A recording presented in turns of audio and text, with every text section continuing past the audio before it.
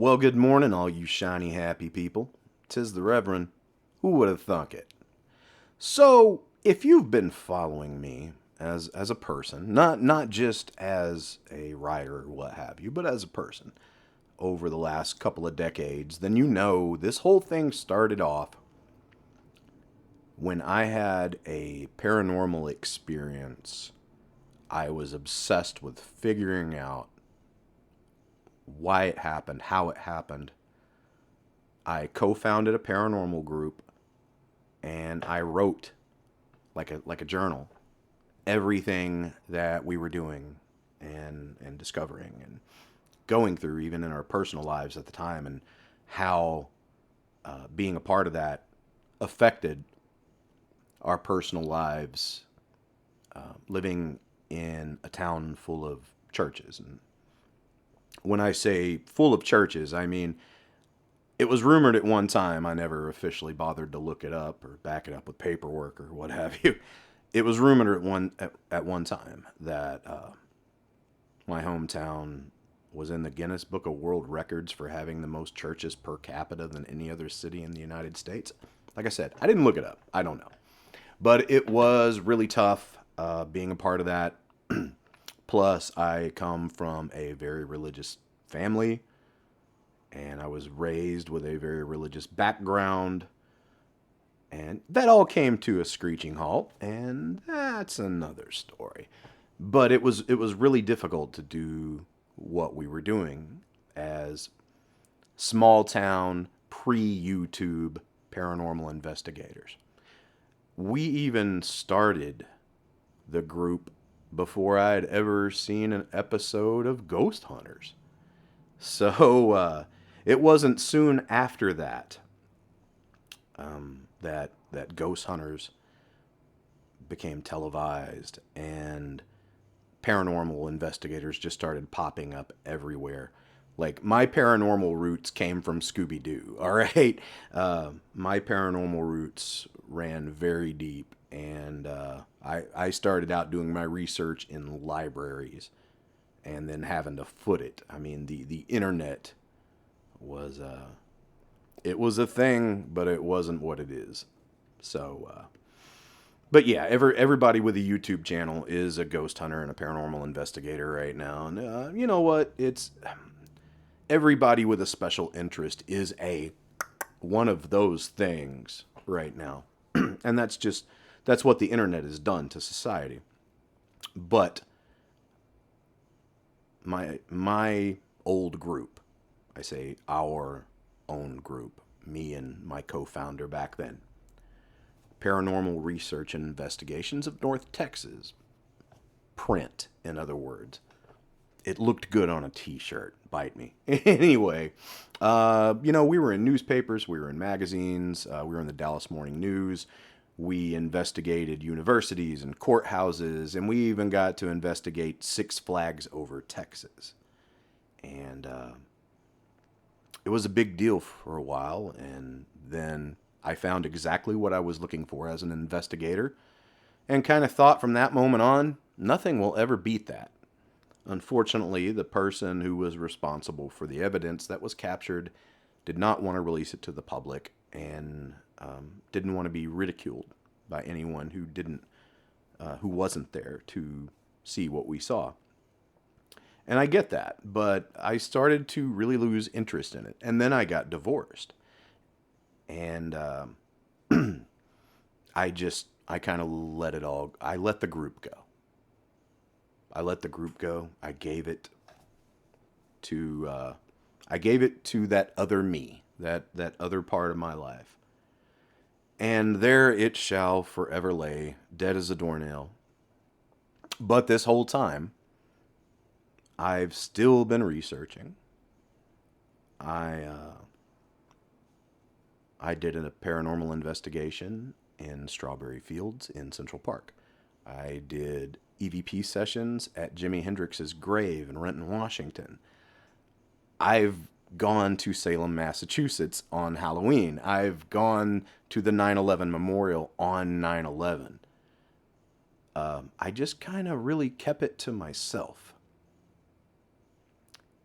and I didn't publish any findings. I just that sharing the paranormal, sharing my paranormal experiences with the world, with all of you.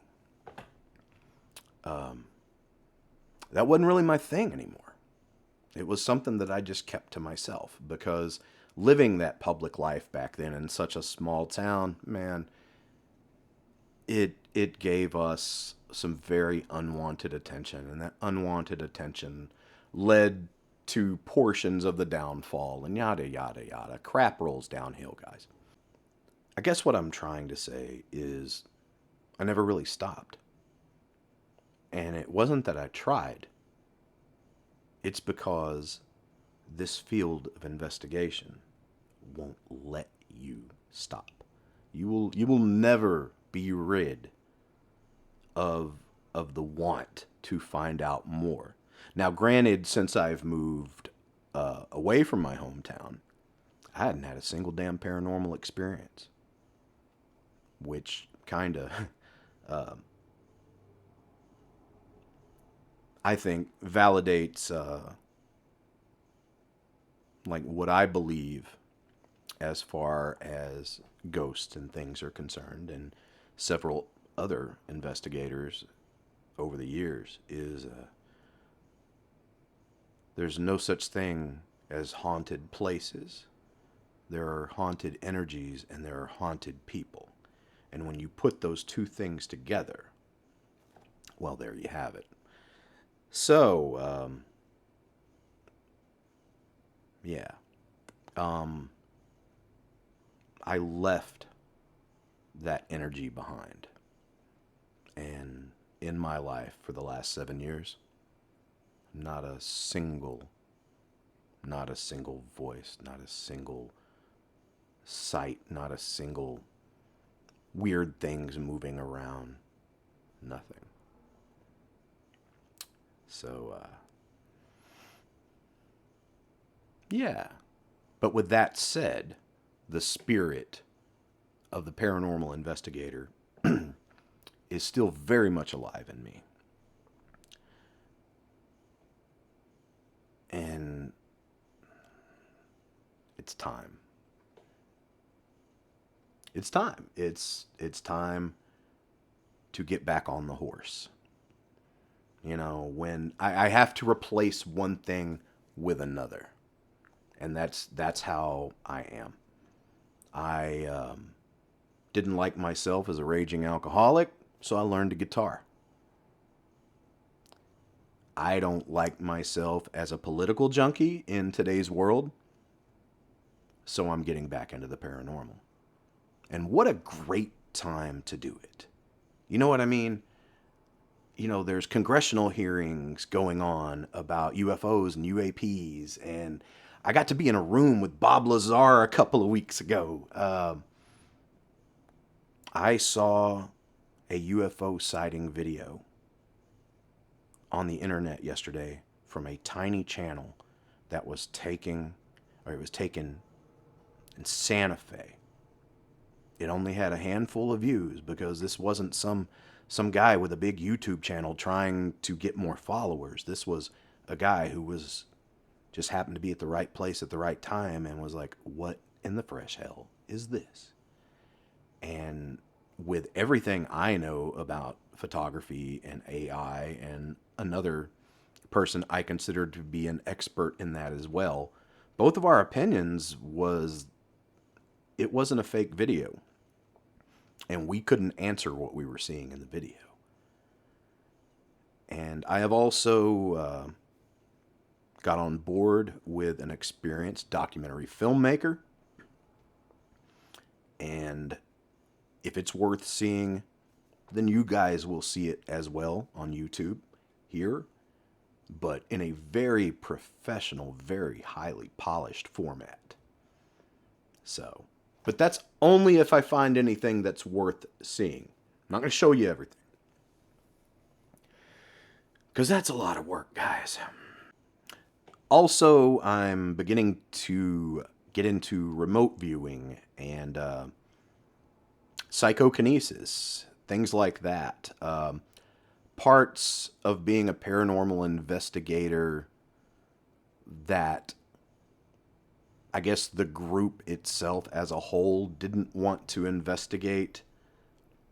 And it was really frowned upon in the late 2000s, early teens, when it came to psychic phenomenon and stuff like that. Because the majority of paranormal investigators, especially the televised paranormal investigators, I guess those were the social media gatekeepers of special interest groups before social media. Anyway, those televised paranormal groups really frowned on the psychic aspect of the paranormal. Like, they were looking for scientific evidence, which is impossible to get in the paranormal because you have to be able to recreate what you experienced in a controlled environment, and that is impossible. But I digress. Anyway, so yeah, that's it. I'm jumping back in. As well as writing and music and everything else. But I'm jumping back in. And this time it's going to be a lot more serious. There's a lot more education behind it. There's a lot more professionalism behind it. And I know that's going to be very hard to believe coming from me. But when it comes to the evidence, if any, it will be presented very professionally and in a way that I hope most people agree with. So that's it. It's not going to be called Print. It's not going to be called Paranormal Research and Investigations of North Texas. Like I said, I gave that away. But the Reverend and his little crew, Gonzo Wolf Productions, Atua Productions, we're going to start playing with the paranormal again. So if you were a fan of that, please like and subscribe to this channel. Or go to revdarecloud.com, subscribe there. I am no longer on Facebook. And I reserve my Instagram mostly for book stuff. So yeah, revdarecloud.com or here on YouTube would be the best place.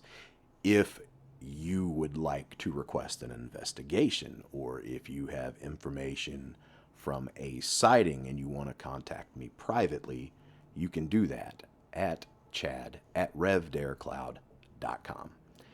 And if I think it's serious enough, I'll get in touch. Other than that, pretty excited about where this could go. And for once, I'm not the one pushing this thing to make it go. There's another person that's kind of pulling me. I'm dragging my feet. Anyway, preach truth, toke jokes, shoplift Amazon. You'll have a wonderful Friday. I'll have more information soon.